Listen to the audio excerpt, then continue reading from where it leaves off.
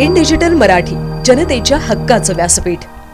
Ulhasnagar camp number 4च्या Mahatma Phule नगरमध्ये रात्रीवेळी काही अज्ञात नशेखोर तरुणांकडून नागरिकांच्या घरावर दगडफेक केली आहे। यात 10 ते 12 घरांचे नुकसान झालंय। मागील 10 ते 15 दिवसांपासून येथील नशेखोरांनी हैदोस घातल्याने नागरिक अक्षरशः वैतागले आहेत। याविषयी विठ्ठलवाडी पोलीस ठाण्यात तक्रार दाखल करूनही पोलीस ॲक्शन घेतल्या नसल्याचे नागरिकांचे म्हणणे आहे।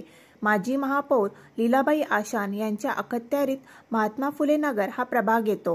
रात्रीच्या वेळी काही अज्ञात नशेखोर तरुण नागरिकांच्या घरावर दगडफेक करतात। दरवाजा वाजविणे, भिंतीवर अश्लील चित्रे काढणे, पेट्रोल चोरी करणे, खिडकीच्या काचा फोडणे असं कृत्य या परिसरात सुरू आहे। त्यामुळे तेथील नागरिक या नशेखोर तरुणांना वैतागली असून त्यांचा कायमस्वरूपी बंदोबस्त करावा अशी मागणी येथील रहिवासी करीत आहेत। माझं संजय सोनवणे नाव आहे। मी महात्मा फुले नगरमध्ये राहतोय।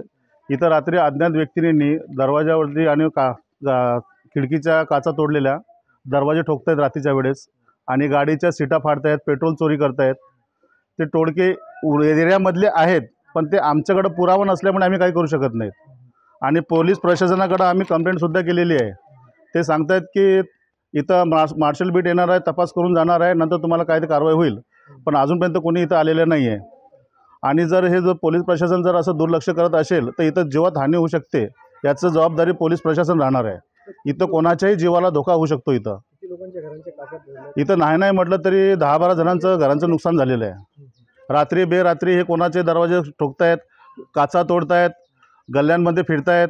पण आमची मजबुरी अशी झालेली आहे की आमच्याकडे पुरावा नाही की तोच व्यक्ती आहे म्हणून, पण आहेत ते एरियामधलेच, बाहेरचा व्यक्ती इथं कोणी येऊ शकत नाही, एवढी 100% आहे। पण पोलीस प्रशासनाने याच्यावरती लक्ष द्यावं। आणि इथं एरियामध्ये क्राईम होत चाललेला आहे, याच्यावरती पोलीस प्रशासनाचं दुर्लक्ष आहे। आणि इथं जर पोलीस प्रशासनाने जर लक्ष नाही दिलं तर इथं कोणाच्याही जीवाला धोका होऊ शकतो। रात्री बेरात्री 2-2:30 वाजता 3 वाजता ही मुलं इथं फिरत असतात, यांना काही कामं नसताना। आणि तुमच्या चॅनलच्या वतीने मी त्यांना सांगू इच्छितो की त्यांच्या घरच्यांना ही जबाबदारी आहे की तुम्ही आपल्या मुलांना सांभाळून ठेवा।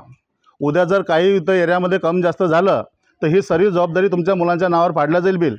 हे कृपया तुम्ही तुमच्या आईवडिलांना व त्या मुलांनी, जे मुलं रात्रीच्या एरियामधले फिरत आहेत त्यांनी त्यांच्या मुलाची काळजी घ्यावी आणि त्यांची जबाबदारी स्वीकारावी। मी शांताराम दाभाडे, इथं पूर्वी मी समाजसेवक असल्या कारणाने आता मी थोड्या दिवसाकरिता बाहेर गेलो होतो आणि आता मला माहिती पडलं, मी गावावरून इथं आलो, माहिती पडलं की एरियामध्ये पोरं धतिंग करायला लागलेत। त्यांच्या आईवडिलांना यांना तर मी सूचना पण दिल्यात की बाबा पोरांना तुमच्या सांभाळा, ते एरियामध्ये असे कामं आतापर्यंत झालेले नाहीत, याच्यापुढं पण असे कामं व्हायला नाही पाहिजेत, सांभाळा। कारण आज 10-15 लोकांचं नुकसान झालेलं आहे। हे लोक माझ्याकडे पण बिचारे आले, त्यांनी सांगितलं, मी पण संजू सोनवणेला सांगितलं की बाबा जाऊन पहिले पोलीस कंप्लेंट कर, नंतर नगरसेवकाशी संपर्क केला आम्ही। आता साहेबाची ना आमची भेटगाठ झाली नाही, त्याच्यापुढं बी या लोकांनी कुठले असे कारनामे करू नाही असं पोलिसांनी यांची ठाम यांच्यावर लक्ष ठेवलं पाहिजे। आमची एवढी इच्छा आहे, बस एवढीच इच्छा आहे। माझं नाव शीला तायडे। 2 वर्षापूर्वी माझ्या घरावर, माझ्या खिडकीवर असे दगड आले होते आणि माझे मुलं असे झोपलेले होते बेडवर, आणि जो असं काचाने असे दगड फेकून दिले की आमच्या उशीवर, आमच्या तोंडावर। आम्ही वाचलो, माझे पोरं मेन वाचले, ते मेन आहे, माहिती आहे का। आम्ही कसं वाचलं, माझे पोरं कसे वाचले आम्हाला माहिती आहे। 2 वर्ष निघून गेले, परत त्यांनी आता 8 दिवस अगोदर त्यांनी दगड मारायला सुरुवात केली, पण ते दगड मिस होऊन सैनी खाली पडत होते। पण 4था दगड शेवटी लागला, खिडकी परत फुटून गेली आमची। म्हणजे 2 वर्षापूर्वी एक खिडकी फुटली होती, आता 8 दिवस दुसरी खिडकी फुटून गेली। आणि मेन ते फुटलं तर फुटलं, पण आम्हाला नुकसान होतंय ना। ही जी मुलं हे कोण आहेत तुम्हाला काय माहिती आहे, त्यांचं नाव वगैरे काय? हे बघा, आता जो फुटली होती ना, आता 8 दिवसाच्या, तर ते बाजूचा एक मुलगा आहे ना, तर मी 2 दिवस झाले ना, दगड येऊ राहिले आमच्या बाल्कनीमध्ये दगड येऊ राहिले। तर 2 दिवस मी काय केलं, म्हटलं कोण मारते दगड, कोण मारते, मी बघते।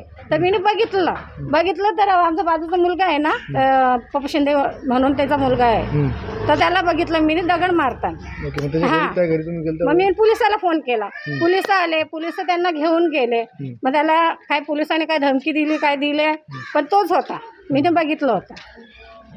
आता मग त्यानंतर माझ्या घरी आता दगड हे झाले, मीच झाली। पण परत काय झालं, माझा ड्रम बघितला ना, ड्रमाला आहे ना असं कोयते मारलेले, कोयते मारले म्हणजे आमचं बाहेरचं नुकसान करतात ते.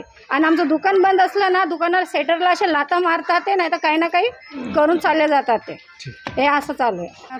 30-40-50 वर्ष झाले आम्हाला इथं राहून. आता लहानच्या मोठं आम्ही एरियामध्ये झालो तेव्हा लोक असे नव्हते. आता हे रात्रीच्या वेळेला एवढा आतंक होतो. कुणाच्या गाड्या जरी उभ्या केल्या तर गाड्यांच्या सीटा फाडतील, कुणाच्या वायरी कापतील, कुणाच्या घरावर दगडं मारतील, कोणची मुलगी गेली सीट्या मारतील, भांडायला गेलं का त्यांची माणसं घरातली 4-4, 5-5 बेगुन्हा कुणाला पण येऊन मग मारामारी करायचं. मग तेच कंप्लेंट पोलीस स्टेशनला जायचं. मग आम्ही विठ्ठलवाडीमध्ये बऱ्याच वेळा आम्ही कंप्लेंट नोंद केली, बाबा इथं तुम्ही हे करा, लक्ष द्या, इथं असं रात्रीच्या वेळेला आतंक होतो. पोरं काहीच ऐकत नाही. बरं यांचे कामं नाही, धंदे नाही. रात्रीच्या वेळेला 2:30-12 वाजता यांचे काय कामं असतात? रात्रीचं फिरणं गल्लीमध्ये, मग दगड मारणं. मग मारायला गेला आणि असे पोस्टर काढतात भिंतीवर, घाण पोस्टर लिहतात खडूनी, घाणेरडं चित्र दाखवतात. बोलायला गेलं मग ते लोक काय बोलतात, आमची मुलं थोडी असे करणार. बघा आता एरियामधले नाही तर काय बाहेरचे येतील का? आता असे मुलं आहेत हे रात्रीचे आम्हाला बंदीच पाहिजे. रात्री आम्हाला असे मुलं पाहिजे नाही. जे राऊंड अप पाहिजे आम्हाला पोलिसांचा. आणि हे रात्रीच्या वेळेला त्यांची इन्क्वायरी करायची का एवढं रात्रीचं तुमचं काय काम आहे, एवढं करून त्यांच्यावर गुन्हे दाखल करायचे. आमचं एवढं